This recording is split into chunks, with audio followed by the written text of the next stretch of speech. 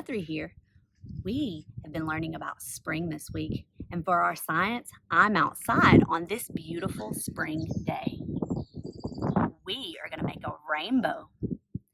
I love seeing the pictures of the rainbows you guys draw, but have you ever seen a real rainbow in the sky after it rains? To make a rainbow, all you need is a sunny day, permission to go outside, and a water hose. My water hose has a sprayer on it. If yours does not have a sprayer, you can use your thumb and put it over the end of the hose to make the water come out in a mist.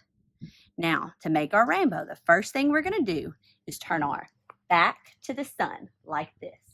Now you're going to spray the water out in front of you like this.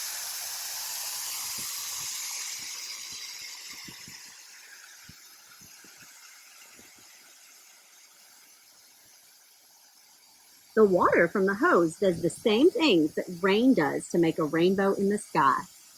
It refracts beams of sunlight so they separate into different colors.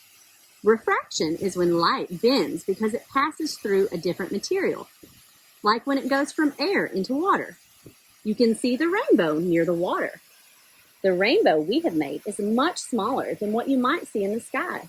Do you know why? It's because the water we are spraying is in a small area.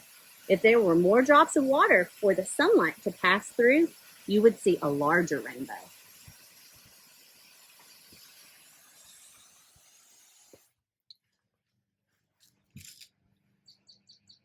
Next time it rains, make sure you look up in the sky for a rainbow. You just might see one. I hope you enjoyed seeing the one we made today. Bye, Grizzlies!